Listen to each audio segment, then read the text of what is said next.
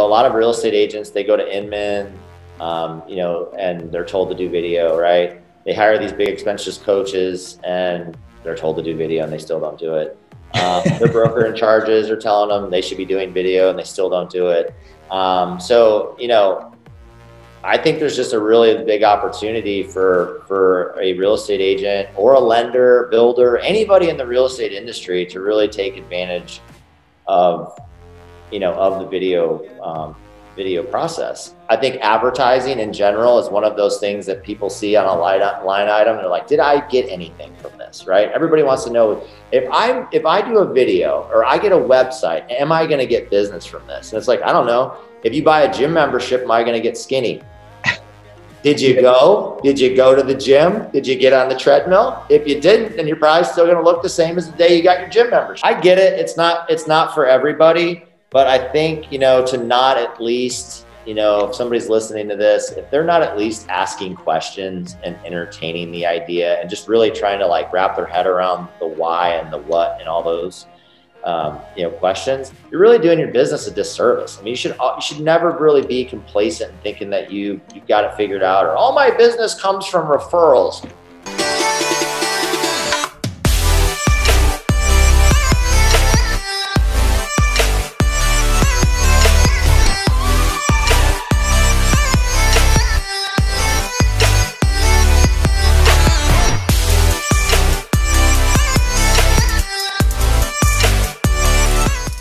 All right, welcome to another episode of Real Estate vs. Tech. I'm your host, Norman Kinsey. We have our co-host, Mr. Dan Gandy. Welcome, Dan. Thanks for having me, guys. Of course. And we have a very special guest, someone today that we have on the show. He actually was and still is a licensed real estate professional. This individual started a magazine company. The magazine's called Real Producers. From there, then I'm not exactly sure how the story goes. He's going to tell us. Then he got into Roosterfish Media, and he also has a title company. So we're going to find out a little bit more about his business. How does it all tie together? Get into the story. And Tom, welcome to Real Estate vs. Technology.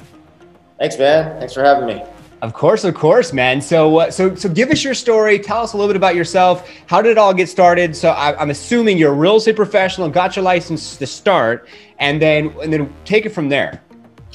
Yeah, actually, it's the exact opposite. So a lot of people in real estate get their license and then fall into other verticals along the way. And I actually started off with a real estate magazine and then kind of fell into everything. And actually my real estate license was something I just obtained recently. So it's literally the last thing that I wouldn't say it's going to be the last thing, but it's certainly the last as of today that I've been able to kind of put on the resume. But wow. Yeah. Okay. So the opposite. I love that. So tell us, how did you start the magazine company? Where are you guys located? How long has it been around? And then how do the other companies tie into what you do? Yeah. So I guess, out of high school, I wanted to be a pilot. So I went to flight school. The college thing really wasn't a fit for me. I'm not cut out for school. And so I went to fly airplanes and, did well with that. It was kind of the family business. My dad was into it, my grandfather, and basically my whole family's in aviation. Nice. And then about 2012, I was flying for a company here in Charlotte, and they said, I thought I was going to get the big job, and they said, hey man, we love you, but we can't hire you. We just merged companies, and they've got a flight department as well. So you're going to have to stick it out a little while longer. And I was like, you know what? I'm done with the corporate carrot. And I didn't know what I was going to do. Started reaching out to some friends that were successful, and one of my friends had a magazine. And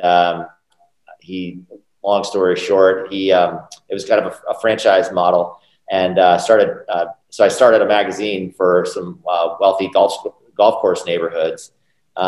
Launched one, did well with that, launched another one, and then I actually bought one and revamped it, and then kind of sold those off in 2016. So then another friend of mine had called me up and said, hey, I'm kind of starting this magazine for real estate in Indy. I think you would fit the model to bring some expertise into this and, be able to replicate this in the Charlotte area. And then I did that. That was started in August of 16. We launched it in January of 17.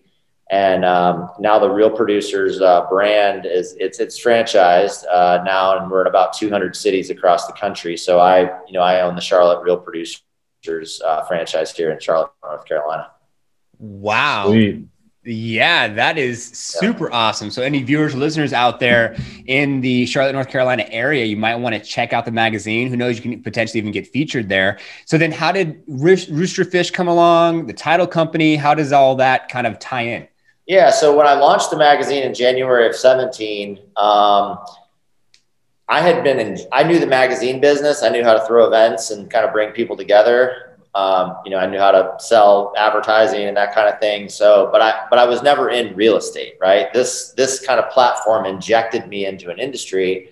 And because our magazine is delivered free every month to the MLS top 500 agents in the Charlotte market, it just kind of brought me front and center to a bunch of highly connected, individuals that were in different streams of real estate here in Charlotte. So I had an event in April of 2017. We had a pretty sick event. We had this like nightclub, and to that point, I don't think anybody had ever done anything like an evening event. It was always like little happy hours and stuff like that. And I was like, nah, we're gonna blow this out. We got to do this right. And so anyway, I had an event at a place in Charlotte called Bubble. It's not there anymore, but it was cool. And I didn't know if anybody would show up. And I ended up having 156 people come to my very first event.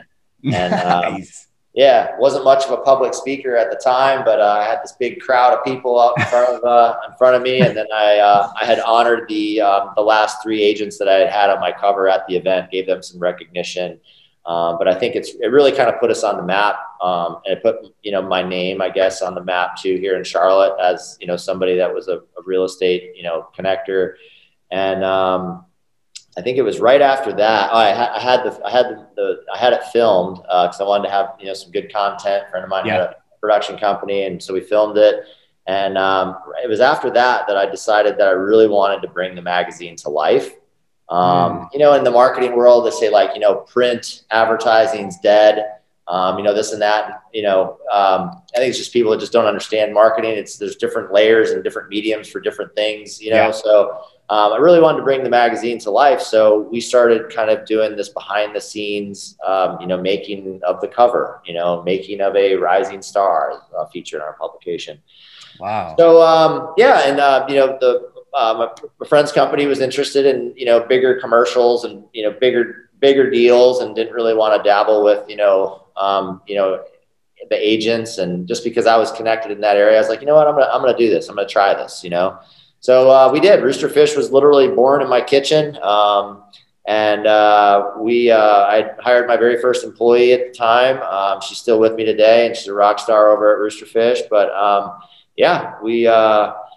we had kind of come up with the name, and there's a little bit of a story there. So if you have time and want to hear the story, I'm certainly I can share that. But Roosterfish was born, and then that really started to get us more momentum in terms of content and people seeing us and seeing our stuff. And then agents and lenders and builders and anybody in the real estate industry was really just asking us, hey, could you do that for me? And we just continued to kind of build it and refine it. And we didn't have all the answers to start with, and we certainly don't have all the answers now, but our team has really developed into something special, and we're 100% focused on the real estate market. Wow. That is awesome. And we had Andy G, for the viewers and listeners out there, that was on Real Estate First Tech. And then we got to know Roosterfish. And so that's how we came to be here with today's episode, which is just amazing. And then last but not least, how does the title company tie in with that? And then there's also the story about Roosterfish and how you got that name, but I would love, how does that title, is that like the last company? Is that like the newest?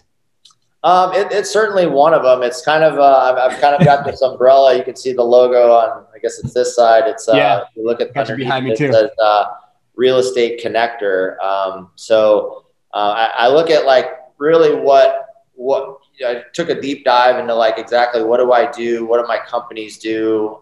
What is the overall message here? And really it's what does Tom do? What does his companies do? We connect people in real estate. That's what we do. We are focused on real estate. We connect people in real estate. So we kind of developed this this logo here.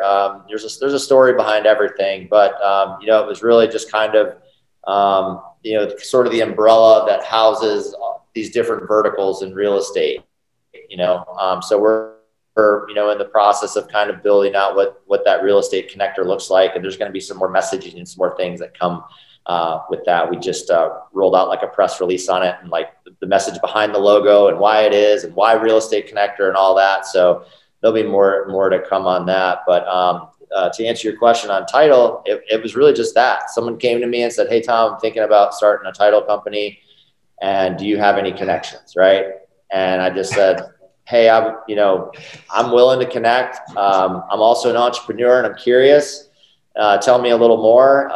So, you know, we had some discussions, and, you know, I connected the dots, and then, you know, became a partner in a title company.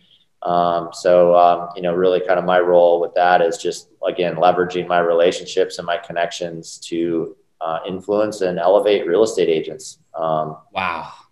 The cool thing about title is I'm not selling anything.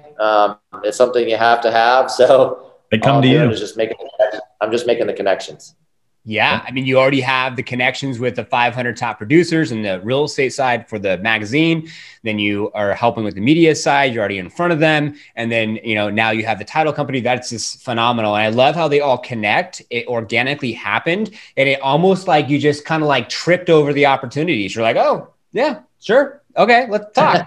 And then it just snowballed organically, which is so amazing. I mean, that's awesome. So I think we have a little more time. We'd love to hear the Roosterfish, you know, story. And then from there, we'll have one more question, and I'll go ahead and give it off to Dan. Yeah. So the Roosterfish story. So sitting there at my kitchen table, and Logan and I are trying to figure out, like, you know, what we're going to name the company. And I had named companies along the way. I've been self-employed basically since I was 19 years old. Even in the flying world, I was, you know, a contractor. So, you know, we're sitting there and, you know, looking up, you know, how to name companies. You know, I wanted to do this right. I wanted to do it the right way. And I knew I wanted to be in real estate, but I didn't know, you know, like what to name it. Was I going to name it something with the word real estate in it? Or, you know, like, how do you do that? Right. So, you know, the approach I took was actually the approach that Apple took. It's like, what the hell is Apple? Like, what does that have to do with computers? Right. You know, so it's a little bit, you know, it takes a little longer to brand something like that. It's a little bit, you know, a little bit harder approach, I guess. But my assistant at the time, she said, "Well, what about Roosterfish?" And I had thought about that. And the reason that got brought up was because I'm really into the outdoors. I'm really into fishing. Like, I love spear fishing, particularly diving. Like, I'm very involved in all of that stuff. And I have this roosterfish that my son caught when he was 9 years old, mounted above like our kitchen table. It's super sick. It's got these ninja stripe, like black stripe that goes over its eyes. Wow. It's got this like mohawk look on its dorsal fin. It's just a sick looking fish. You know, if you want to Google roosterfish, it's pretty rad looking fish. So anyway, when people come into our house, they're like, "Dude, that fish is sick. Like, what is that?" And I'm like, "That's a roosterfish." So I got to tell them the story. And the story is that my son was 9 at the time. You know, his mom lives, you know, down the road. We don't live together, kind of thing. So instead of giving him Christmas presents every year, I just decided that I wanted to give him a trip. I wanted to give him an experience. So we liked fishing. We liked the outdoors. So I just said, "Hey, I found this fish. It's called a roosterfish. It's super cool. We're going to go to Costa Rica and we're going to catch this fish." So we go down to Costa Rica. And of course I bought during the rainy season. So like the weather wasn't that great while we were there. And it was actually probably the worst time to catch a roosterfish. But we managed to actually catch 2 roosterfish while we were there. And the one that Luke caught was actually is a good sized fish. It's 51 inches, about 40, 45 pounds. It's a good sized fish. Wow. So we released the fish, and I had a graphite mount made of it. And then, you know, we put it on the wall at home. So when we were sitting there dissecting what we were going to name the company, you know, I had to ask myself, all right, if we name it Roosterfish, is there a story? Clearly there's a story, right? There's a story behind it. But then as it relates to business, like, what does that roosterfish do when people come to the house, or your viewers will Google it and it stands out, right? And that's what I really wanted people to do when they're thinking about their marketing. and advertising is, do you stand out like the roosterfish, you know? So it's one of those names too. Like when you hear it, people kind of memorize it, or that they remember it because it's something different, you know. It has nothing to do with real estate, right? So yeah, so we took that, and then with the Tom Bramhall Real Estate Connector, you see the palm tree and all that. It kind of all flows into that outdoor Bahama vibe, like work hard, play hard mentality. So really, that's kind of the umbrella with Tom Bramhall Real Estate Connector. Is it's that work hard, play hard. You know, you got the floral shirts and the that kind of thing. So that's it. Wow, it's a tight story, man. Yeah, that's a great story. I'm glad that I asked that. And before we get off to Dan, last thing for me is like, what's the best part about working for all your companies and doing what you do?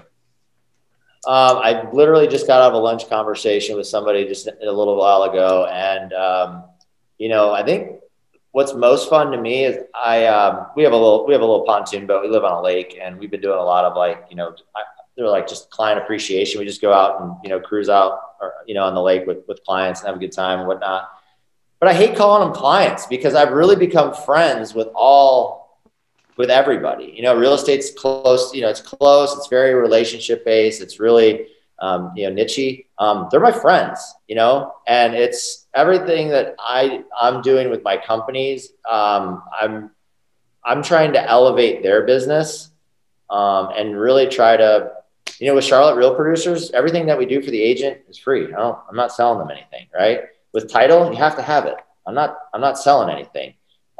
Video, we're selling something there, but it's the shiny new toy, right? And, a lot of people aren't taking advantage of video right now. So if you're out there not taking advantage of video, I highly suggest you look up, somebody in your market to do that. It's just, that's kind of where we're at. Wow. I love that. Super humble. It just sounds like you're having a freaking awesome time, living life, kicking ass, taking names, enjoying what you're doing, and serving an amazing industry, which, that's why Real Estate First Tech is here for all our viewers and listeners out there, is to serve, support, and help, and hopefully give stories like you're talking about to just inspire people to do more themselves. So we're going to go ahead and change up the angle. We're going to give it to Dan. Dan's going to mix it up with some questions on his side. So Dan, go ahead and take it away.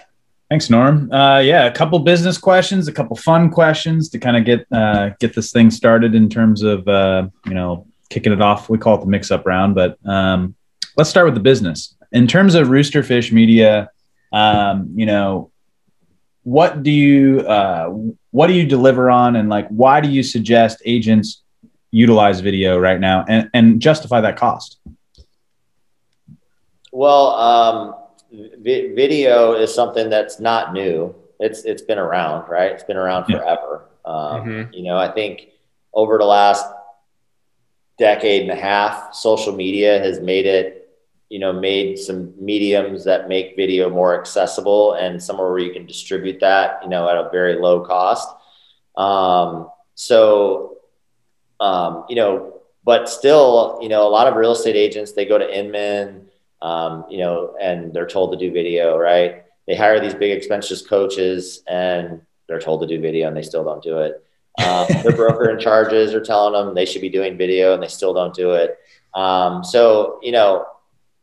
think there's just a really big opportunity for a real estate agent or a lender, builder, anybody in the real estate industry to really take advantage of the video process. And I think so I still feel like we're in this education phase. We're still educating realtors to utilize it. Nobody likes to be first. So in some instances, nobody likes to be first, right? To start something. But nobody likes to be last either, So, we in Charlotte, we've got, some agents that we work with. You mentioned one of them, personal friend. Great. He's really done a great job with his video presence here in the Charlotte market. And, he'd come to me and just say, hey, how can I set myself apart? And I'm like, do video. I have a video company. Selfishly, I'm like, do video.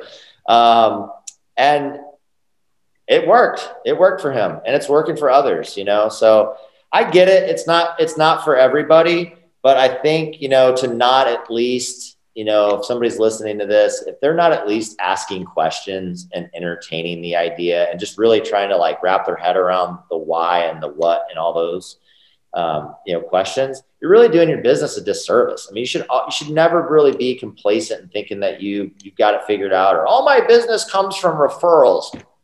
Great. Well, a lot of it should, because if you're not getting very good referrals, you're going to be out of business pretty quick anyway. So it's like, great. If all your business comes from referrals and you want to grow, well, how do you grow? Well, you've got to reach out externally, right? And through some sort of marketing avenue or something outside of your network to, make that growth. And I think, there's a lot of objections, and we could get into those if you want. But I think advertising in general is one of those things that people see on a line item. They're like, did I get anything from this? Right? Everybody wants to know, if I do a video or I get a website, am I going to get business from this? And it's like, I don't know. If you buy a gym membership, am I going to get skinny? Did you go to the gym? Did you get on the treadmill? If you didn't, then you're probably still going to look the same as the day you got your gym membership.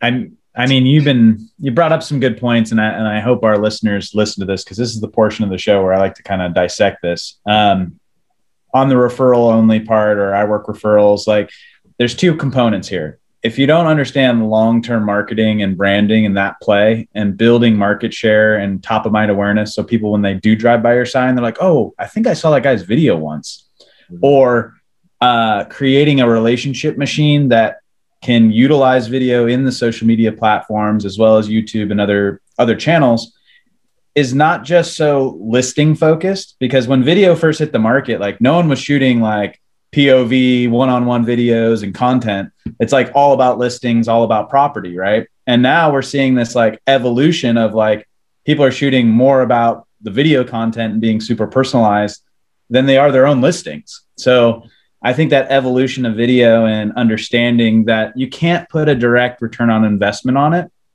but what you can do is look at your business and the growth from a macro level and then say, wow, video has accelerated that relationship machine. And I think that's totally. And I think you're 100% right. And I think one of the things that agents think about too is like, right now the market's hot. Why do I need a listing video if the market's hot? I'm going to put it on the market today. I'm going to get 28 offers this afternoon. Why would I do that? And what they're not asking themselves is, how am I going to win my next listing? Right? How am I going to win my next listing? If I'm utilizing video and you're not, and we show up to a listing appointment and we get to the marketing piece and you're showing them your marketing plan and I'm showing them mine, we're getting paid the same. We're getting paid the exact same, right? And let's say they like us equally, right? Well, then what's going to be the differentiator, right? Is it going to be my marketing plan, or is it going to be yours? You just, didn't spend whatever dollar amount on a listing video. I mean, they're not that expensive these days, right? You just missed out on $1 million. You missed out on if it's $1 million house, you just missed out on a $30,000 commission.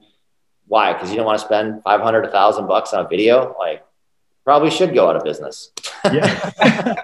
And I think that's the understanding of like, it's not about just looking at a line item. Like you said, something that was key. Like, we build websites for people on the Liftoff agent side, and they don't put traffic to it, right? Or they don't direct any bridging of the social content over to the website. And they're like, oh, I don't know where the ROI is here. And I'm like, you have no SEO, you have no PPC, you have no campaigns or ad budget going, you shoot no video, so no one's intrigued by what you do.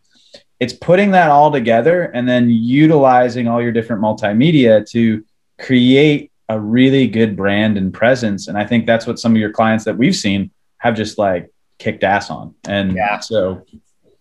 And I think, so I think in fairness, right, somebody might be listening to this and be like, dude, I want to do all of this. Sounds all really good. But also at the same time, it sounds very overwhelming, right? Maybe you're new to the game, maybe you're not new. Maybe you've been in it a while, but you just have never really taken marketing seriously. And now you're like, what, I really need to, I need to step that up. I think it's just admitting that you need to do that, right? And then just knowing that it's a journey. Ask questions. I read a book, I'm going to get it wrong, but basically the gist of it is like, like kids ask a million questions, right? I've got kids that just ask questions. Like, God dang, I wish they'd stop asking so many questions, like, answering all these questions. And then like, when you get like to be, I don't even know what age it is, let's just call it middle school. Like the questions drop off. And then like, as an adult, they say you ask like 1 or 2 questions a day, let's say. Well, I think as it relates to this, you need to ask questions. You know, you're an entrepreneur. It's okay not to have all the answers, you know.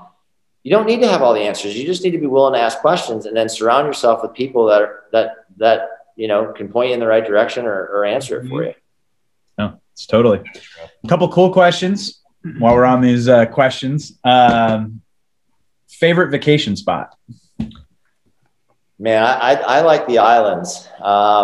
You know, coming from an airline family, you'd think I'd traveled a lot, but I actually didn't. My dad hated airplanes, so when we got home, he never wanted to get on one. So we kept it, you know, growing up in Minnesota, we kind of kept it to the cornfields and the lakes up there. But I love the Caribbean. I've gotten to be a big fan of the Caribbean. You know, kind of the dream is this, I'd like to sail around the world at some point. But I got a friend that says, man, forget the Caribbean. You got to go to the South Pacific. So I'm like, I'm in, let's go. So nice.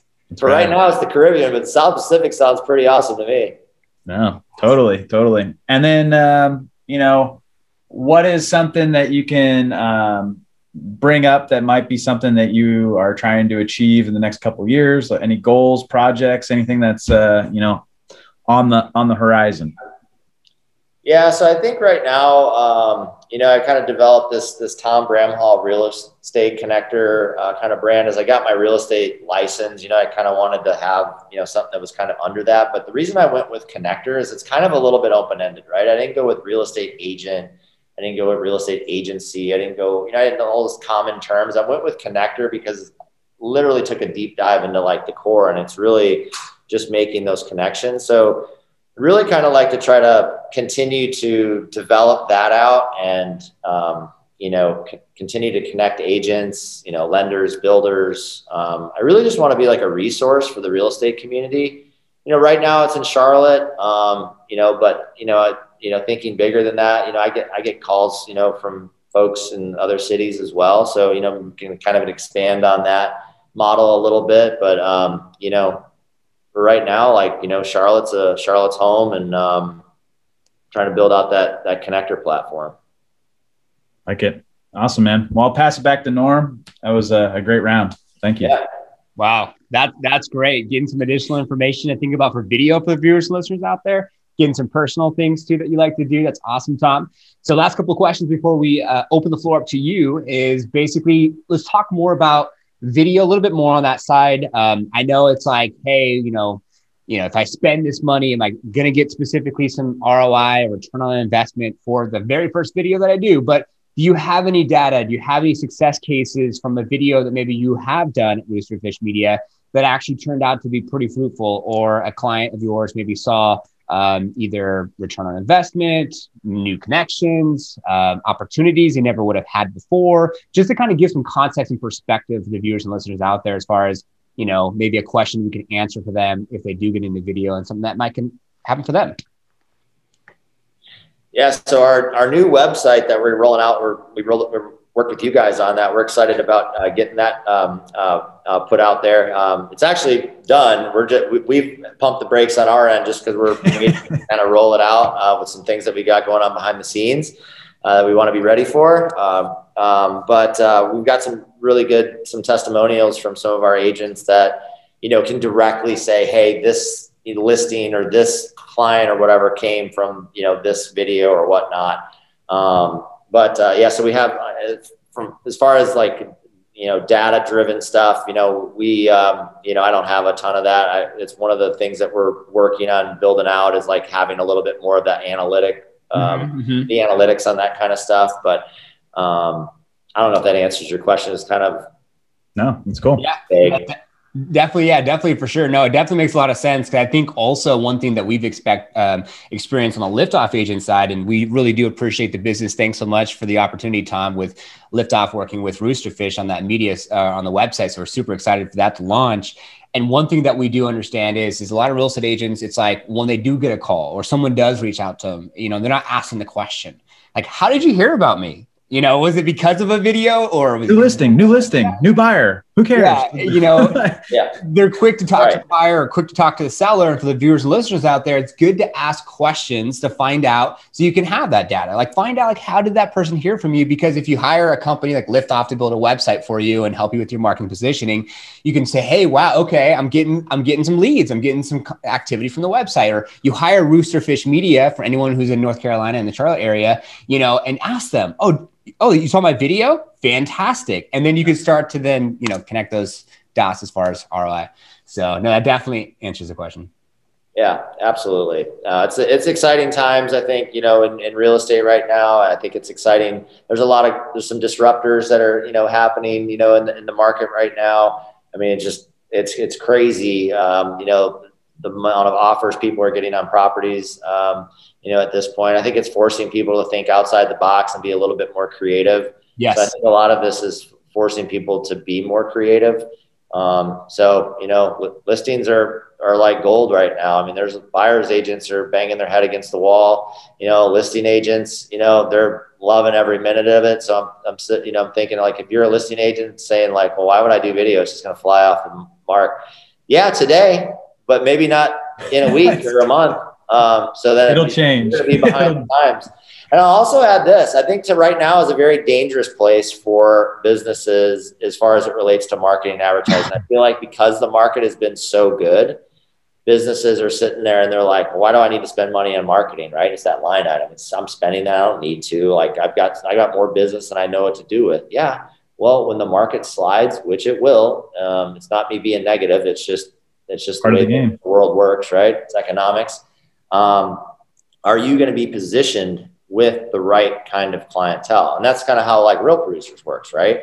We've got the top agents. We work with the top agents. We work with the top vendor partners. All those agents were referred us to their vendor partners. So we feel like we have kind of that Angie's List of Charlotte real estate, there. So if you've built your business around being busy, very dangerous place to be, because there's a lot of agents out there. They're just onesies and twosies that are getting business right now. But as soon as that market slides, those big agents are going to scoop up all those little ones, right? So if you've got no relationship at the top, it's not a good position to be in. You're going to be playing catch up at that point. So, times are good. Money's good right now. Use some of that money to start building out your marketing. You've hit some gold nuggets there. And one thing I want to say, last thing before I leave this, is that I was taught by a big top producer who does tons of great marketing. He once said to me, run your business like you would never get a referral the rest of the year. And if you can run your marketing like that, and where your inbound's coming from, how your outbound's converting, and the referrals are like little cherries on your cupcakes that are coming in from time to time, he goes, that's when you can dominate and you can weather any cold market or any swing. I like that. Run it like you're never going to get a referral, because that handles that objection, right? All my business comes from word of mouth. All right. Think about it the way you just said it. Yeah, exactly. And it's funny because just yesterday we were talking to the sales department, and there's a lot of calls going out. We're doing a lot of outbound, inbound marketing at Liftoff. And it was funny because multiple agents have been saying that on the calls. Like, hey, I got more business I can think about right now. I'm not interested, yada, yada, yada. And I said, say this. I said, ask them the question. Do you work just off referrals? Fantastic. Do you have high highs and high and low lows, and not very much in between on the balance as far as like your P&L, as far as referrals coming in, as far as like you bringing in business? Yes. Well, then, you have the extra money right now, reinvest it into your business. Stabilize. Yeah. Stabilize and just get ready for exactly, Tom, what you said. So I really appreciate you bringing that up for the viewers and listeners out there, because I think it's so important beyond and above, of course, earning someone's business, and that's fantastic. Great. That's awesome. But at the end of the day, it's just for viewers and listeners out there, just be smart about, even if you do your own stuff, your own video, your own marketing, just be smart about this, grass isn't always greener on the other side. Right. Yeah, exactly. And I think it's just starting somewhere. Start to have those questions. Start to think differently. Yeah. I think that's a big piece of advice. Think differently, ask questions. I love that. Tom, this has been a great episode. I really appreciate you coming on here. Yeah, it really has. So last question for me is this is a fun one, and then we'll open the floor up to you. So technology, real estate versus tech, right? You have the old traditional marketing, And now with COVID, door knocking, open houses, things have shifted. Also with technology, a lot of things have shifted. Do you feel like technology is going to disrupt maybe some of the old ways and techniques that agents would market traditionally their businesses? I absolutely think so. I honestly think COVID kind of pushed a lot of us over the line in saying, okay, I need to take another look at this, right? Mm-hmm. I'll say, for my own personal, for Rooster Fish Media, when COVID happened and they couldn't do open houses and they couldn't, show properties or whatever, our phone started ringing more and we were doing a lot more listing videos, right? And then agents were sitting around and they're scrolling on Instagram and Facebook and they're spending all their time on social media because they're locked down at the house and stuff. And they started to realize, well, hey, I need to have more of a social media presence, right? Yeah. So we had actually taken all the content because we store all of our own content. We have folders for all of our clients, whatever. So then we just reached out proactively to our clients and said, hey, we've got all this great content. We can chop this up for you. And then now you've got content that you can throw out there. So while everybody else is asleep at the wheel and being like, oh, I wish I would have started this a year ago or whatever, now these guys already have the content going out. So guess what? They're capturing probably more market share than what their competitors were because they were asleep at the wheel. So I think COVID pushed us all over the finish line. I'm not going to sit and say that I'm some big tech guy because I'm not. I'd been on like 2 Zoom calls prior to COVID, now I've been on like 200. And I think that's probably a lot for a lot of people. I mean, look at the Zoom stock. Holy crap. It went to the moon. No one would have known. It came down a bit, but man, it went to the moon and it's come down a little bit, but there you go. Yeah. Wow. No, that's awesome. And it's so true for viewers and listeners out there to take note. We're at the part of the show now, Tom, where we want to open the floor up to you. So is there anything that you want our viewers and listeners to take from you ending the show? Spend more time on your marketing.